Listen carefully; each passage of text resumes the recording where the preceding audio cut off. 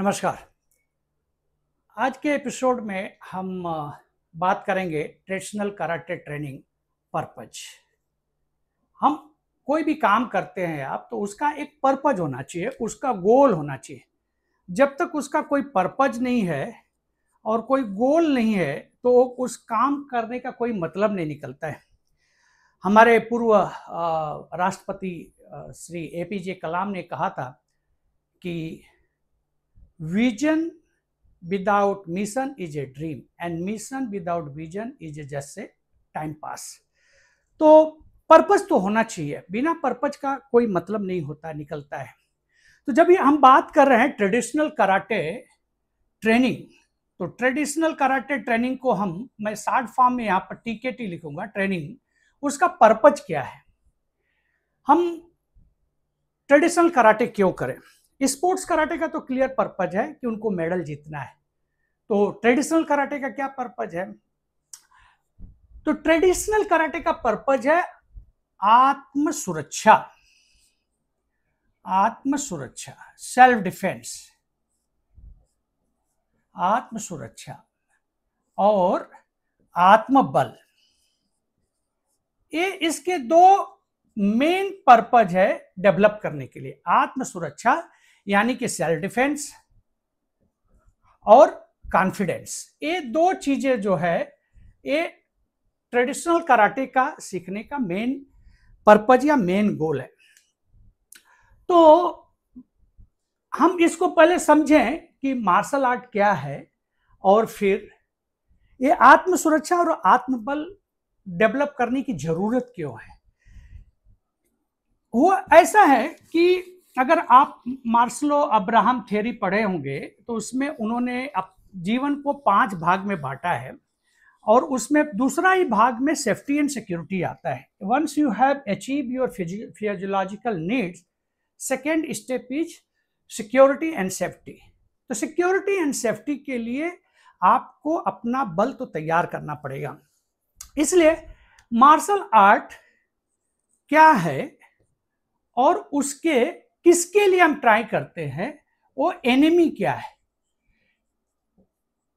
हमारे पास में दो ही कॉन्सेप्ट है, मार्शल आर्ट्स क्या है और एनिमी क्या है। अगर आप ये हम समझ जाएंगे तो ट्रेडिशनल कराटे के बारे में या ट्रेडिशनल मार्शल आर्ट के बारे में आप समझ जाएंगे। चाहे जो भी आप ट्रेडिशनल मार्शल आर्ट्स करते हो उसका एक ही पर्पज होता है कि बाह्य शत्रु या आंतरिक शत्रु से अपने आप को तैयार करना।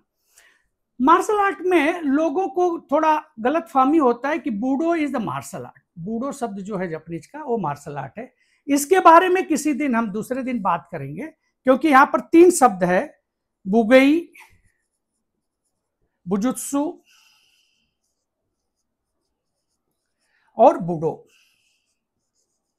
ये 3 चीजें जो है वो अलग अलग हैं, लेकिन लोग मार्शल आर्ट को बूडो समझ जाते हैं। मार्शल आर्ट के ऊपर हम एक दिन, मैं चाह रहा हूं कि एक दिन और अपना वीडियो बनाऊं, क्योंकि उस कहानी को मैं भी बताऊं जो कि 2014 में माउंट टकाओ पर मेरे साथ घटी थी और लोगों को मालूम पड़े कि ये क्या चीज है। लेकिन अभी आज अपने आप को हम कन्फाइंड करेंगे मार्शल आर्ट के ट्रेनिंग के पर्पज को, ट्रेडिशनल कराटे के पर्पज को हम आज अपने को कन्फाइंड करेंगे। तो एनिमी कौन, किस तरह के एनिमी है? तो 2 तरह के एनिमी हो गया। एक है एक्सटर्नल एनिमी, दूसरा है इंटरनल एनिमी। एक्सटर्नल एनिमी के लिए दैट्स वाई आप अगर मेरी पहली वीडियो देखे होंगे सिन की ताई कॉन्सेप्ट, उसमें यही है शारीरिक, मानसिक और आध्यात्मिक। तो उसमें जो है शारीरिक और मानसिक जो है हम एक्सटर्नल एनिमी के लिए तैयार करते हैं, अपने को मजबूत करते हैं। ज्यादा से ज्यादा जो हम अपना अभ्यास करते हैं इसके लिए करते हैं। बाद में फिर हम इंटरनल एनिमी की तरफ हम अपना मूव कर लेते हैं, इंटरनल एनिमी की तरफ हम अपना को मूव कर लेते हैं। तो एक्सटर्नल एनिमी, इंटरनल एनिमी, तो कॉन्फ्लिक्ट जब इनसे होगा, तो कॉन्फ्लिक्ट जब होता है तभी हमें मार्शल आर्ट्स ट्रेनिंग को यूज करना है। नहीं तो हम अपने आप को सुरक्षित रखते हैं, अपने आप को तैयार करके रखते हैं। लेकिन जब भी आप कॉन्फ्लिक्ट होगा कि किसी भी बात पर, चाहे एक्सटर्नल एनिमी से चाहे इंटरनल एनिमी से, इंटरनल एनिमी से कैसे आप बोलेंगे कि कैसे मेरा कन्फ्लिक्ट होगा? इंटरनल एनिमी से सबसे जरूरी, सबसे ज्यादा कन्फ्लिक्ट आज के जमाने में है, क्योंकि मैं जो चाह रहा हूं वो नहीं मिलता है तो फ्रस्ट्रेशन आ जाता है, और जब फ्रस्ट्रेशन आता है वही सबसे बड़ा हमारा दुश्मन होने लगता है। हम अपने आप को डिफरेंट डिफरेंट मोड में डाल देते हैं, स्ट्रेस आने लगता है, हाइपरटेंशन बढ़ता है, डायबिटीज बढ़ जाता है। तो ये इंटरनल एनिमी का कन्फ्लिक्ट का नतीजा है। तो कन्फ्लिक्ट है क्या? कन्फ्लिक्ट वही है कि दो लोगों का विरोधाभास, दो चीजों का विरोधाभास, कि जहां पर डिसएग्रीमेंट है, कॉन्फ्लिक्ट मींस आर्गुमेंट हो गया, तो उस पर विरोधाभास हो जाता है, टकराव हो जाता है। अगर एक्सटर्नल एनिमी से है, वही चीज है, मैं अगर अपनी गाड़ी, सब लोग अपना इंडिया में राइट हैंड ड्राइविंग है, तो सब लोग अगर राइट हैंड ड्राइव करेंगे तो कोई टकराव नहीं है, लेकिन एक आदमी राइट हैंड ड्राइव करेगा, दूसरा लेफ्ट हैंड ड्राइव करेगा, तो टकराव हो जाएगा। तो उससे कैसे बचा जाए, उसके लिए आप अपने आप को तैयार करते हैं। तो इसके एक बड़ा अच्छा प्रिंसिपल है सनगेन सुगी। सनगेन सुगी जो कि जापान के दो टॉप ऑटोमोबाइल कंपनियों में उसका यूज किया जाता है। Sangen Shugi, principle of three reality. Principle of three reality, ये जो है principle of three reality, Toyota, Honda, उस कंपनियों में क्वालिटी कंट्रोल के लिए यूज किया जाता है। जबकि ये जो चीज है मार्शल आर्ट से रिलेटेड है। इंडिया में भी मेरे ख्याल से 2015 में जब भी मिस्टर विकास का इन्फोसिस के सीईओ हुआ करते थे, तो उन्होंने एक कॉन्सेप्ट को लाया था। बेसिकली ये आइकिडो के लोग ज्यादा प्रैक्टिस इस पर बात करते हैं, लेकिन एक हर एक मार्शल आर्ट्स के लिए लागू होता है। सन गेन सुगी, इसका एक है कि गेनबा, दूसरा है गेनबुत्सु, तीसरा गेनजित्सु। मतलब find out the right place, right cause and right remedy. ये अगर हम घर पे बैठ करके कोई भी चीज को अगर हम एनालिसिस करने लगे, परसेप्शन बना लें कि वो आदमी ठीक नहीं है या वो चीजें ठीक नहीं है, तो सही बात नहीं है। तो इसलिए ये जो इसका सनगेन सुगी वाला जो प्रिंसिपल है, Genba, Genbutsu and Genjitsu, that is called find out the right place, right cause of the conflict, right problem and right remedy of that this thing problem. तो ये जब कंफ्लिक्ट मैनेजमेंट करने के अपने आप को हम दूर कैसे करेंगे, मार्शल आर्ट के ट्रेनिंग से कैसे उसको दूर करेंगे, उसके लिए बहुत जरूरी है कि हम समझें कि क्या क्या करना है, क्या क्या अपने ट्रेनिंग में उसको डालने का है। ट्रेनिंग का पर्पज क्या हमारा है? जैसे उस दिन भी हमने बात किया था कि ट्रेनिंग का पर्पज क्या हमारा है, वार करना है या पीस के लिए करना है, या अपने को तैयार करना है वार पीस के लिए। तो ये बहुत जरूरी है कि आप अपने आप को कैसे धीरे धीरे आप अपने को आगे बढ़ाने की कोशिश करते हैं। तो आज के बात में हम ट्रेडिशनल ट्रेनिंग में क्या सीखेंगे, क्या सीख पाएंगे, उसको संक्षिप्त में मैं बताने की बात करूंगा। पहला क्या है? Self awareness. सेल्फ अवेयरनेस, अपने बारे में self awareness and emotional balance. Mostly हम क्या करते हैं, रिएक्टिव हो जाते हैं, फट से कोई बात होगी हम उस पर रिएक्ट करने लगते हैं। दूसरा, हम ट्रेनिंग अगर ट्रेडिशनल ट्रेनिंग करेंगे तो हमको क्या मिलता है, कैसे करते हैं, और उसके बारे में थोड़ा सा चर्चा करेंगे। डिसिप्लिन, धैर्य, अनुशासन और पेशेंस। तीसरा, हम ट्रेनिंग करते वक्त क्या सीखेंगे, non violent approach, non violent approach और एम्पैथी, लोगों के साथ में सामाजिक समता रखता, व्यवहारिक रखना चाहिए। चौथा, रिस्पेक्ट। एंड पांचवा सबसे इंपॉर्टेंट है, जो कि आज के जमाने के लिए जरूरी चीज होता है, कॉन्फिडेंस एंड लीडरशिप है।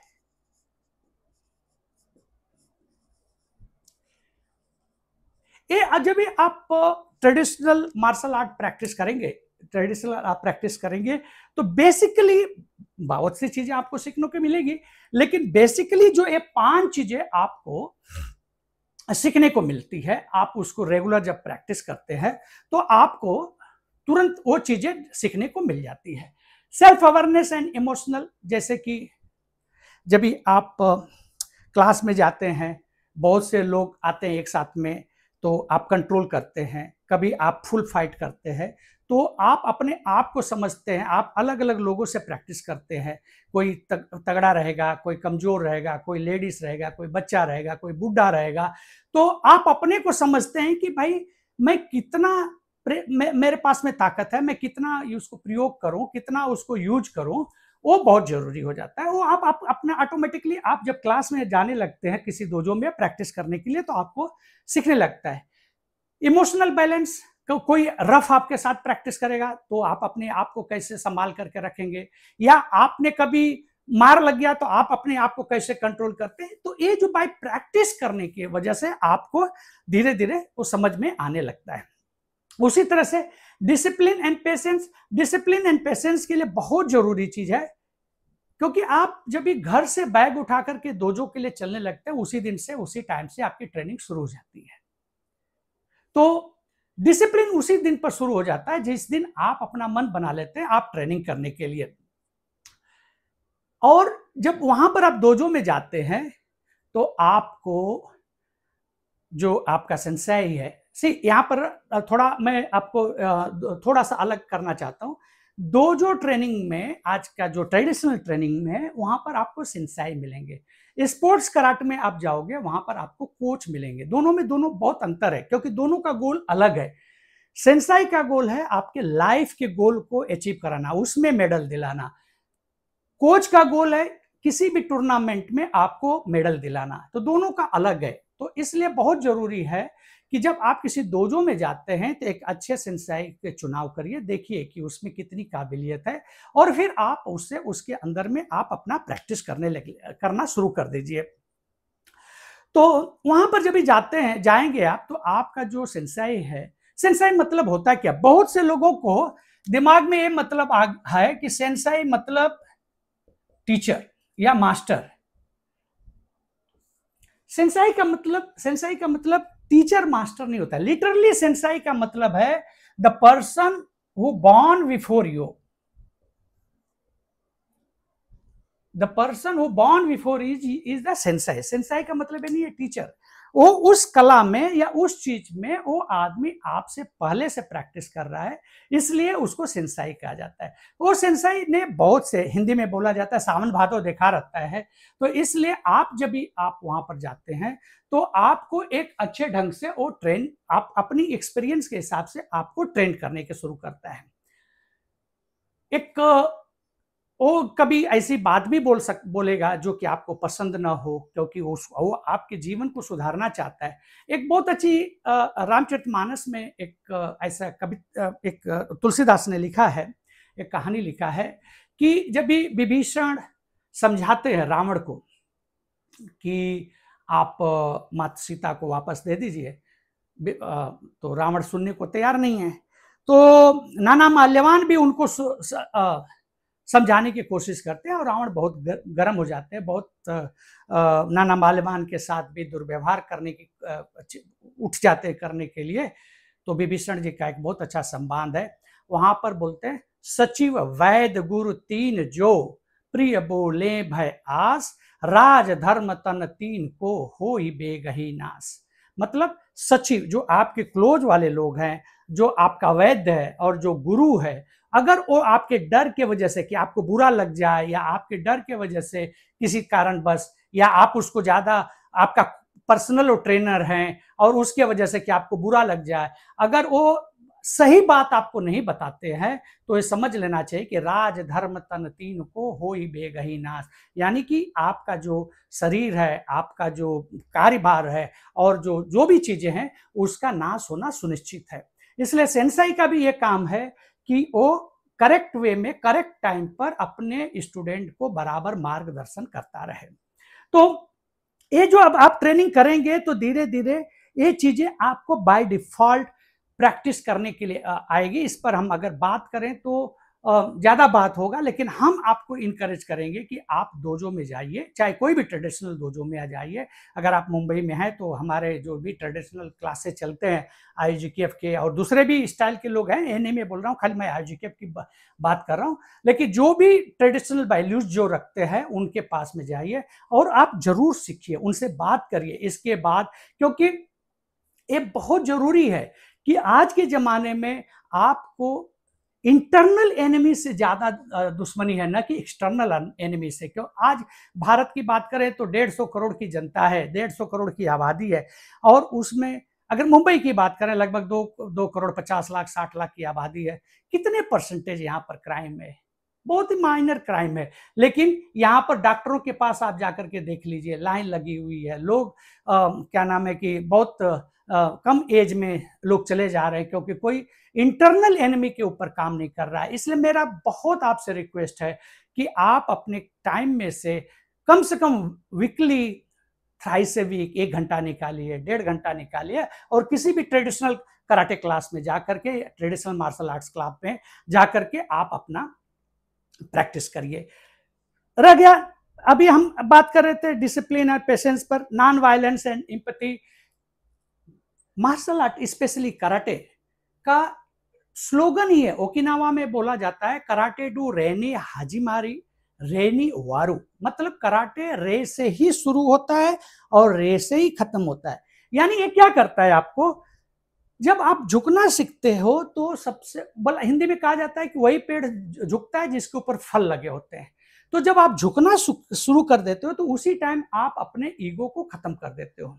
तो डोजो में जैसे ही आप जाओगे, पहला काम है आपको बाव करना, सीनियर के या किसी भी पार्टनर के साथ आप जाओगे बाव करोगे। तो जब वो आपके लाइफ में जब वो चीजें आ जाती हैं, नम्रता ही आपको आगे लेके जाती है। जैसे संस्कृत का श्लोक है, विद्या ददात विनयम विनयादयाद पात्रताम।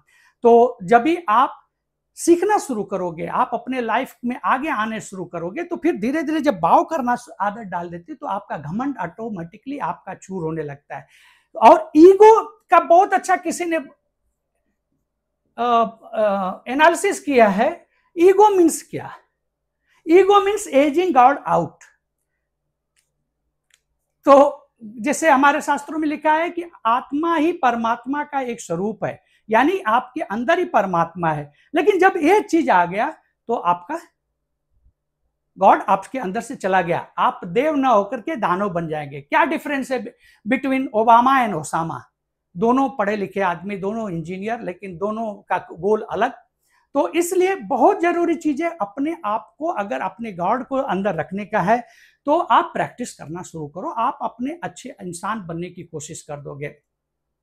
तो ये बहुत जरूरी है कि जब भी आप नॉन वायलेंस और एम्पैथी की बात करते हैं, जैसे हमें यहाँ का तो हिंदुस्तान का तो सबसे पुराना है, अयम निजा परोवेति गणना लघुचेत साम उदार चरता नाम तो वसुधैव कुटुंबकम। जिस दिन आपने ये समझा कि सब हमारे लोग हैं, ऑटोमेटिकली बहुत से प्रॉब्लम सॉर्ट आउट हो जाता है, परिवार के सॉर्ट आउट हो जाता है प्रॉब्लम। मैंने देखा है अपने लाइफ में, हमारे पास में बहुत से लोग ऐसे हैं जो कि बॉयफ्रेंड गर्लफ्रेंड बन करके 5-5 6-6 साल तक घूमते हैं और शादी साल भर भी नहीं चलती है। क्यों? ये बीच में आ जाता है। अगर आप करेक्ट प्रैक्टिस करना शुरू करेंगे, ये बीच में नहीं आएगा, क्योंकि ये आपको किल कर देगा। आप फाल लेते हैं, फाल लेने का मतलब क्या होता है? जिंदगी में अगर हम गिर गए तो फिर कैसे उठें? गिर गए तो नहीं रहेंगे, उठेंगे। तो इसलिए ट्रेडिशनल कराटे जो है आपको वैल्यू सिखाती है, वो आपको ये सिखाती है कि जीवन को कैसे जिया जाता है। इसलिए बहुत जरूरी है कि आप जब भी आप प्रैक्टिस करेंगे, रिस्पेक्ट के बारे में बताया मैंने कि कराते दो रेनो हाजिमारू रेनो अवारू, मतलब कराते रे से ही शुरू होता है, मीन्स भाव से ही शुरू होता है और भाव से ही खत्म होता है। तो मैं ज्यादा टाइम नहीं इस पर लूंगा, कॉन्फिडेंस एंड लीडरशिप पर थोड़ा आपको इनलाइटन करने की कोशिश करूंगा कि मैं वो काम नहीं करता हूं जो मैं खुद नहीं कर सकता हूं। मैं इसलिए मैं आपको ये बताऊं कि अगर आप ट्रेडिशनल प्रैक्टिस कर रहे हैं कहीं भी, आपका कॉन्फिडेंस लेवल बहुत ऊपर जाएगा। मैं गांव से था और बहुत पतला था, लेकिन जैसे ही मैंने सिंचाई मिस्त्री के पास प्रैक्टिस करना शुरू किया, इंग्लिश की तो ऐसी तैसी थी, ही को सी बोलने, ही और सी में क्या अंतर है वो समझ में नहीं आता था। लेकिन जब हमने मार्शल आर्ट प्रैक्टिस करना शुरू किया, कॉन्फिडेंस बिल्ड हुआ और मुझे खुशी है कि अभी ऑफिशियली आज के दिन ही मैं रिटायर हूँगा अपने उस ऑर्गेनाइजेशन से जो वर्ल्ड के अमेरिकन स्कूल ग्रुप में 5वां स्थान रखती है। उस ऑर्गेनाइजेशन को मैंने लीड किया 18 साल, just because of this martial art training. तो इसलिए मैं आपको हमेशा इंकरेज करूंगा कि आप जो है ट्रेडिशनल जो मार्शल आर्ट्स है उसको प्रैक्टिस करिए और वो आपको बहुत आगे बढ़ाएगा। इतना आगे बढ़ाएगा आप विश्वास नहीं कर सकते हैं। अगर आपको टाइम मिलेगा तो कभी एक वीडियो देखना, जो सॉफ्ट बैंक के चेयरमैन है मासायोशी सन। मासायोशी सन से जब पत्रकार पूछता है कि आप जैकमा के कंपनी में आपने इतना बड़ा इन्वेस्टमेंट क्यों कर दिया, तो मासायोशी सन खाली एक ही आंसर देते हैं, I seen confidence in his eye, यानी वो आदमी करके कुछ करेगा, इसके लिए मैंने उसमें इन्वेस्टमेंट किया। रेस्ट तो हिस्ट्री, अलीबाबा की आप कहानी पढ़ेंगे, जैकमा को फंडिंग मिलने के बाद वो कहां से कहां गया। So Jack Ma, Elon Musk, Mark Zuckerberg, Dan Sutman, ये जिनकी भी हिस्ट्री आप देखेंगे, ये सब लोगों ने ट्रेडिशनल मार्शल आर्ट को प्रैक्टिस करके वो अपने उस वैल्यू को जो सीखा है उसको बिजनेस में उन्होंने डाला और इससे जो है न तो खाली उनका ही भला नहीं हुआ, पूरे हमारे समाज का भला हुआ। इसलिए मार्शल आर्ट जो ट्रेडिशनल मार्शल आर्ट है इसके बारे में आप सोचिए और प्रैक्टिस करने की कोशिश करिए। जाते जाते मैं आपको मार्शल आर्ट का एक खूबसूरती बता देता हूं कि कल ही मैं जब टीवी देख रहा था तो आदरणीय प्रधानमंत्री जी का संसद में भाषण सुन रहा था, तो उन्होंने बोला समृद्धि और शांति का मार्ग शक्ति के रास्ते से जाता है। तो मुझे रामधारी सिंह दिनकर की वो रश्मि रथी की वो कविता याद आ गई, हित वचन नहीं तूने माना, मैत्री का मूल्य न पहचाना, तो लो मैं अभी अब जाता हूं, अंतिम संकल्प सुनाता हूं, याचना नहीं अब रण होगा, जीवन या की मरण होगा। तो जब भी आप अपने आप को शस्त्र और शास्त्र से मजबूत बनाएंगे, और ट्रेडिशनल मार्शल आर्ट आपको शस्त्र और शास्त्र दोनों की शिक्षा देता है, इसलिए आप शस्त्र और शास्त्र की शिक्षा पर ध्यान दे करके जीवन को सफल और सुयोग बनाइए। बहुत बहुत शुभकामनाएं। और आप, मुझे उम्मीद है आपका कोई भी प्रश्न रहेगा तो आप हमें डायरेक्ट मेल या व्हाट्सएप कर सकते हैं।